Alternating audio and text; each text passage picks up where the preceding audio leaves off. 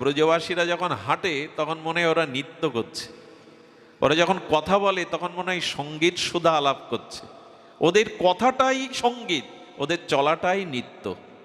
দেখবেন যারা বৃন্দাবনে যাবেন, ব্রজবাসী যারা, ওরা যখন চলে মনে হয় নৃত্য করে চলছে, ওদের চলাটাই নৃত্য, বলাটাই সুরসঙ্গীত। বাবাজি মহারাজ সেই ব্রজবাসী মাকে দেখে বললে, লাডলি পিপাসা কা পানি মিলেগা, মানে পিপাসার জল একটু পাওয়া যাবে? বাবাজির দিকে তাকিয়ে এই ব্রজবাসী মা বলছে মাথায় বোঝা নিয়ে, ইহা সে পানি নাহি মিলেগা, দূর গাঁও সে জানা পড়েগা। বাবা ওই বহু দূরের যে গ্রাম, ওইখানেই পানি মিলবে, মানে জল মিলবে।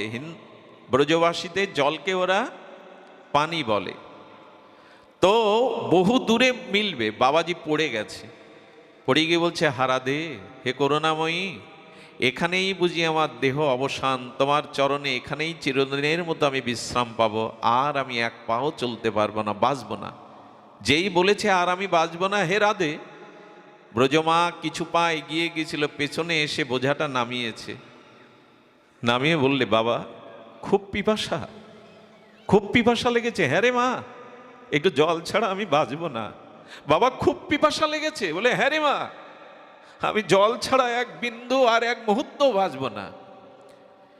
পৃথিবীর কোন শাস্ত্রে লেখেনি এমন কথা। ওই ব্রজ যুবতী মা বুকের বসন সরিয়ে দিলেন, তার স্তনের বিন্দু বিন্দু অমৃত দুগ্ধ বাবার ঠোঁটে পড়তে লাগলো। ওই অমৃত দুগ্ধ ঠোঁটে পড়লেই তিনি প্রেমে মুর্ছিত হয়ে পড়ে গেলেন। যখন বাবাজির চেতনা ফিরল, তখন ব্রজমা যে পথ দিয়ে ধোলায় চরণ অঙ্কিত হয়েছে ওখানে গড়াগড়ি দিচ্ছে, আর বলেছিল, মারে আমার এ জন্মের না, আমার অনন্ত জন্মের পিপাসা আজ নিভে গেল, পিপাসা আজ বুঝি সম্পন্ন হলো। এটি কি কোনো শাস্ত্রে লেখা কথা? লেখা নয়। শ্রীধাম বৃন্দাবনে বড় পণ্ডিত বাবা শুনিয়েছিলেন রাধা কুণ্ডে বসে। এই হলো ব্রজবাসীরা। এদের প্রেম জগতে কোনো গ্রন্থে লিখে বলে বর্ণনা করে শেষ করা যাবে না।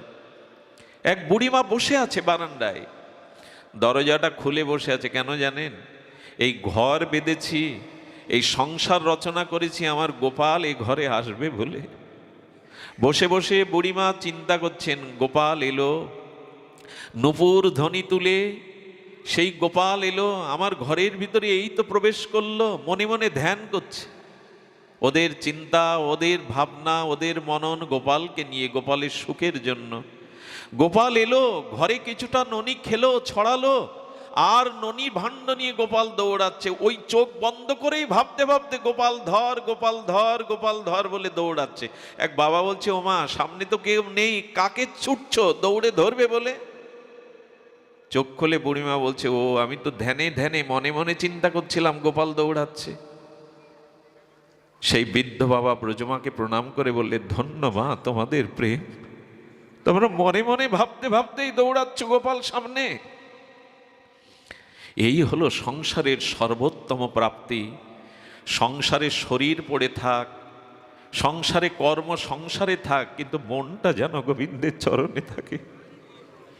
মনও যদি তাকে না দেই, সংসারে যদি মন প্রাণ ধন ঐশ্বর্য সব সংসারকে দেই, বড় ঠকে যেতে হবে, অনেক জন্ম ঠকতে হবে। এই জন্য গোবিন্দ আমাদের কাছে অন্য কিছু চাননি। মনমনা ভব, তোমার মন আমায় দাও।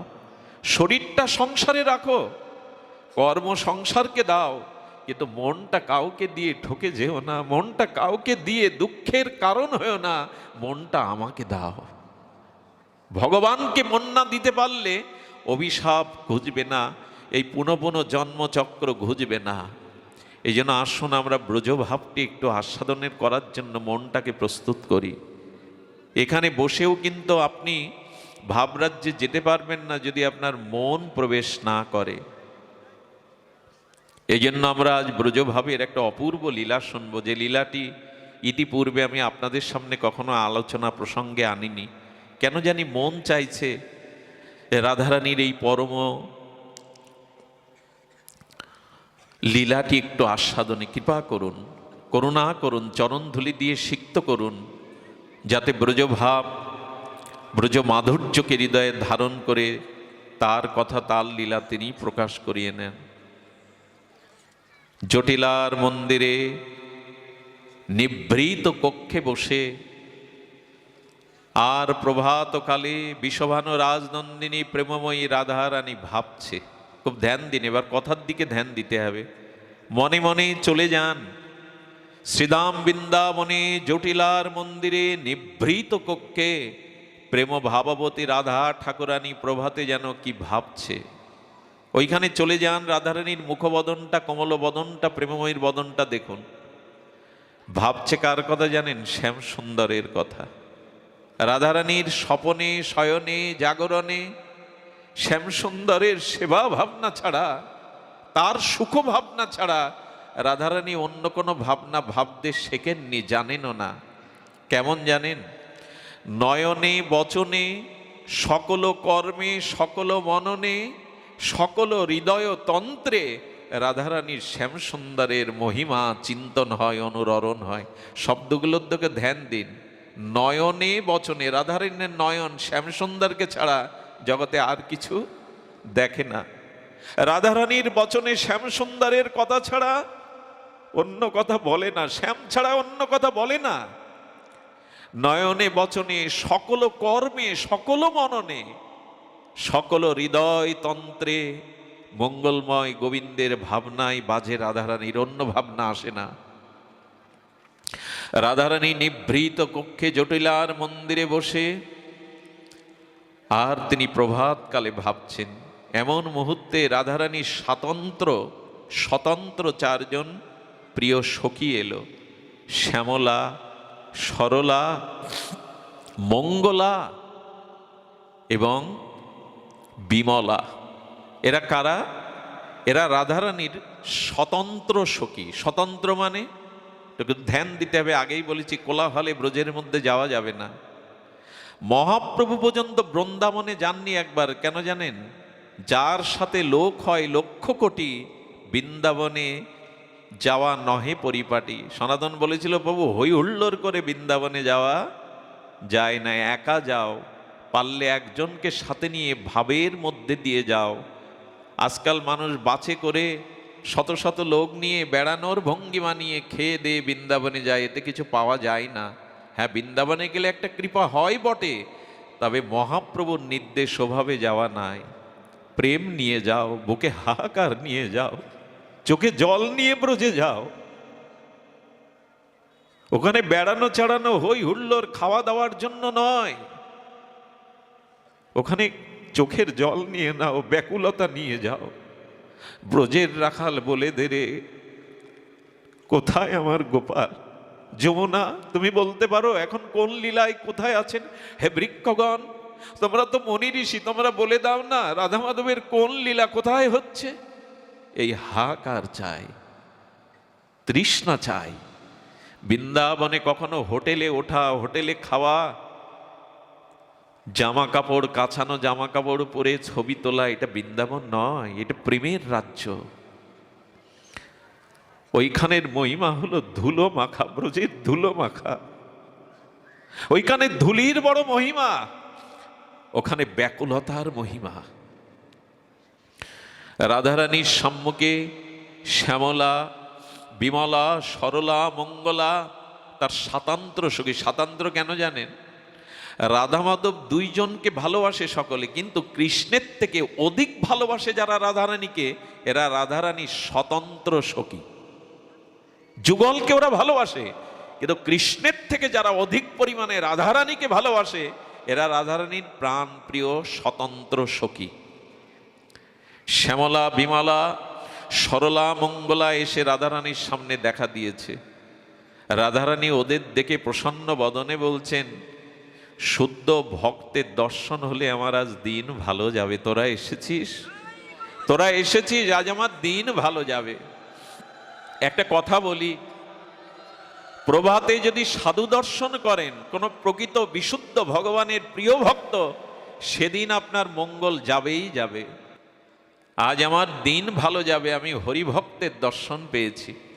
রাধারানী জগৎকে শিক্ষা দিচ্ছেন সকালে উঠেই সাধু দর্শন। আমার তো মনে হয় রাতে যদি আপনাদের মতো ভক্ত দর্শন হয় তো রাতটাও ভালো যাবে, হরিচিন্তায় যাবে।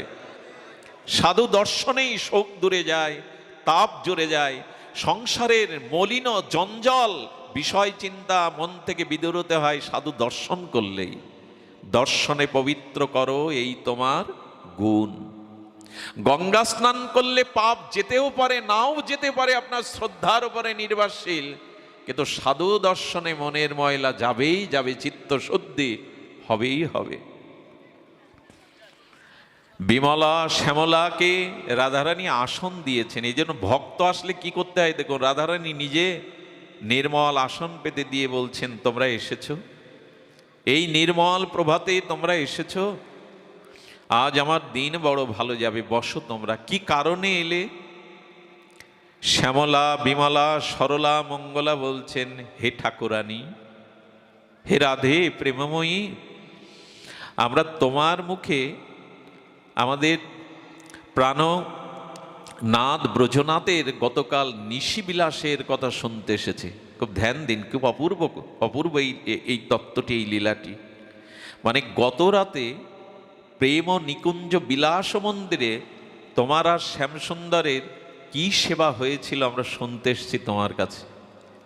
গত রাত্রের বিলাস সেবা কিরূপ আমাদের শোনাও। রাধারানী তখন খুব প্রসন্ন হয়ে বলছেন, তোমরা গোবিন্দ কথা শুনতে এসছ, প্রিয় পরমের কথা শুনতে এসছ। আচ্ছা, রাধারানীর মুখে যদি গোবিন্দের গুণগাথা হয় সেটা কেমন আস্বাদন হবে? রাধারানী তো প্রেম দিয়ে গড়া, প্রেমময়ীর মুখ দিয়ে যদি শ্যামসুন্দরের তার প্রিয়তমের কথা হয় সেটা কেমন হবে? প্রিয়জনের কথা, যে যাকে ভালোবাসে তার কথাটা দেখবেন। বিদেশ থেকে খোকা চিঠি লিখেছে মায়ের কাছে, মা লেখাপড়া জানে না, পড়তে জানে না, গ্রামের মাস্টারমশাইয়ের কাছে ছুটি গিয়ে বলছেন আমার খোকার চিঠিটা পড়ে শোনান না মাস্টারমশাই। মা তুমি ভালো আছো তো? তোমার কথা বড় মনে পড়ে মা। যখন এইসব কথাগুলো বলছেন মা আনন্দে কাঁদছেন, চোখ দিয়ে তার বিন্দু বিন্দু জল পড়ছে। আচ্ছা, যে চিঠিটা পড়ছে তার এইরকম ভাব হচ্ছে তো, তার চোখে জল আসছে তো? মানে একই তো শব্দ, তার আসছে না কেন? বলো মায়ের মতো প্রীতি, মায়ের মতো মমতা মাস্টারমশাই নেই, এই জন্য ওই কথাগুলো মাকে ছুঁয়ে যাচ্ছে। তো যারা ভক্ত রাধারানীর কথা তাদের ওই মায়ের মতো ছুঁয়ে যায়। যাদের রাধারানীর সাথে সম্বন্ধ আছে, প্রিয়তা আছে, এই জন্য হরিকথা সবার ভালো লাগে না, হরিকথাতে সকলে মন বসাতে পারে না, কারণ ভগবানকে না ভালোবাসলে হরিকথা প্রিয়তা আসে না, আবার হরিকথা না শুনলেও ভগবানের প্রতি প্রিয়তা আসে না।